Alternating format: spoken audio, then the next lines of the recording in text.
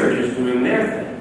And last year at Hack in the Box, there was a presentation, Bugs and Kisses, that showed how easy it is to write a BlackBerry spyware app and use the same kind of Trojan tricks that work all too well on the Windows platform to that same class of people.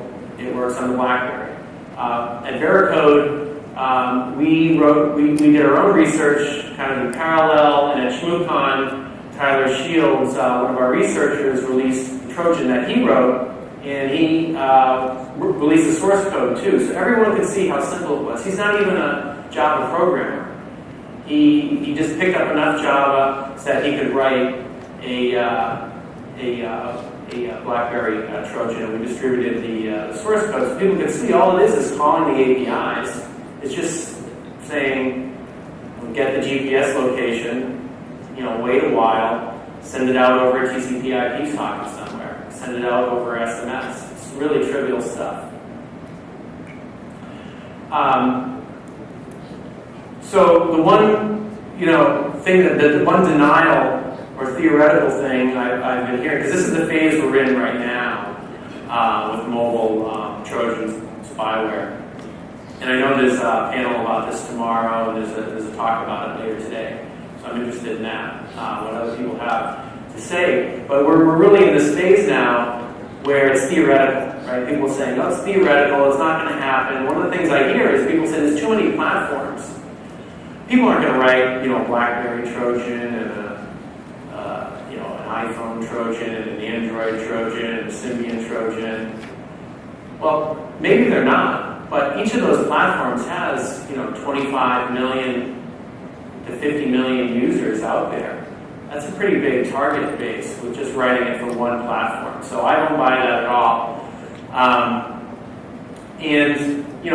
The attack automation hasn't happened yet. We haven't seen the widespread attack automation here. But we're going down this curve, right? It's the technology's, been being adopted for the last 2 or 3 years. People are buying these things like crazy. So I'm hoping that we don't see the exact same thing that happened with Windows malware happen on the mobile platforms. Because it would just be silly to have, a decade of learning, more than a decade of learning with Windows malware just be reproduced 10 years later. So now I want to, take that stuff and look at it and say, what can we learn from those examples and sort of that time value.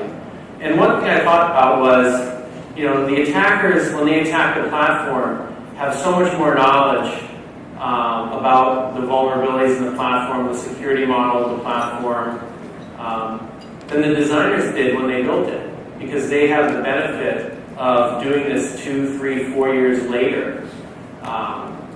So there's sort of a built-in problem with shipping, technology that has, core design problems in it.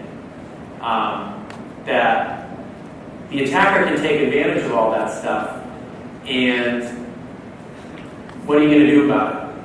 Right? That's the question. What is the platform provider or the person writing the software going to do about this fundamental problem of they shipped design defects? And I don't think there's much you can do. And that's why I think we have a big problem. And to some degree here, it varies by technology, but sort of the more frozen the technology, I should come up with a better word, but it's the worse this effect is. Sort of if it's a hardware platform or an operating system platform, you can't really change the design of that very well. Like, how do you change Wi-Fi? How do you change the Windows operating system? You can't really change a lot of the fundamentals. I mean, that's why the Windows malware or Trojan problem is so bad. Because there's a fundamental problem with being able to just click on a link and install an arbitrary piece of software and have it execute on the system. It's fundamentally broken. So the more, solid or solidified the design is, the harder it is to update it.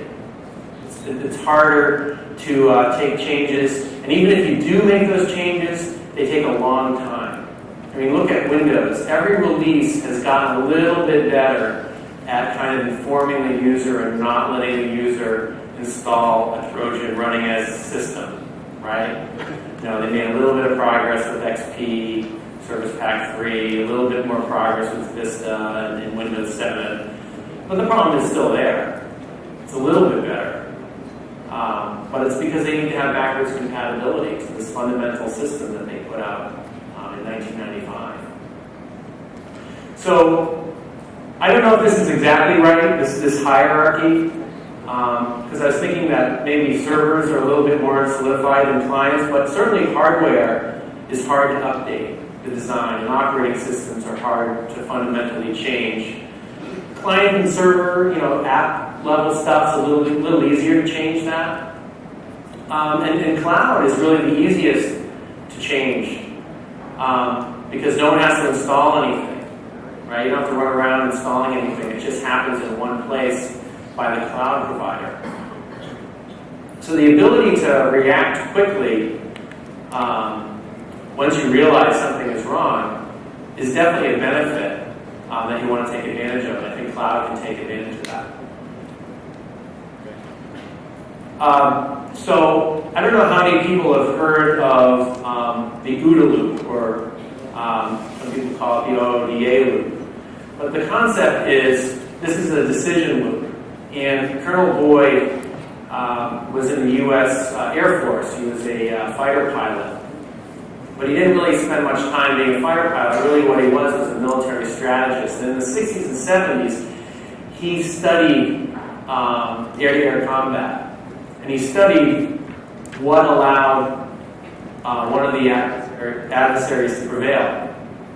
And what he did was he came up with this concept of how you go from observing something to acting on it. And he realized that every organism, every individual does this constantly as they react to their environment.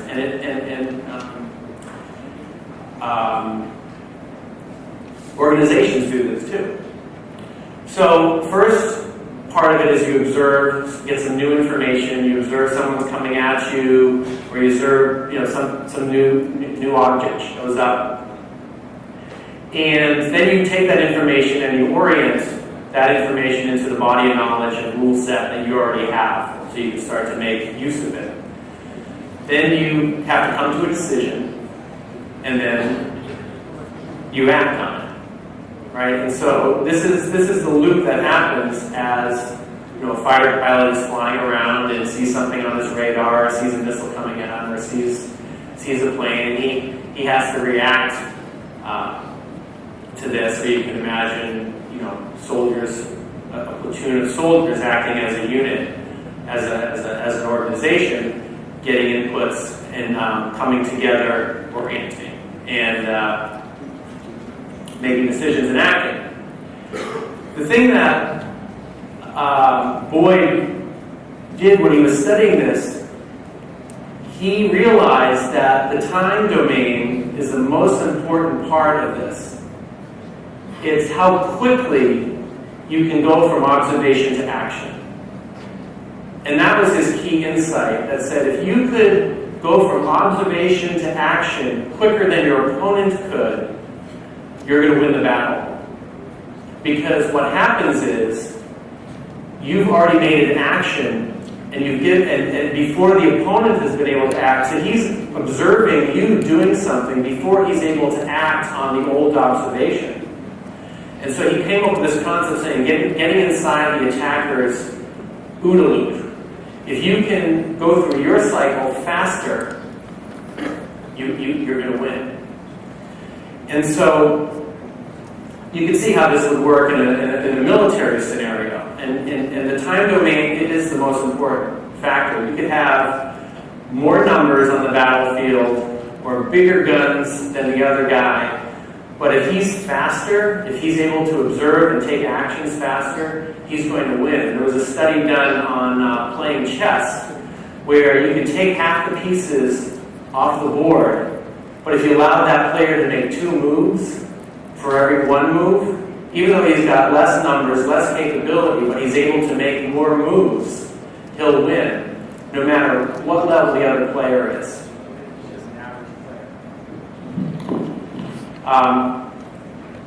And so we can think about this with how we're trying to defend ourselves and how the attackers are behaving with security systems, with launching their attacks, and us launching our defenses. You know, we need to think about the time domain, right? The time domain over this, you know, as the technology is unfolding. So the simple rule is fast OODA is life and slow OODA is death. Oh, there's one more example from business I want to talk about was Toyota and Honda were looking at the way GM was coming out with their products in the 80s. And someone had, you know, read Boyd's book on the OODA loop, and they realized that GM was coming out with new products every 3 years. They had a 3-year cycle where they would, you know, survey the marketplace, decide what kind of car model and what features it needed to have, and it would take them 3 years from then to come out with the car.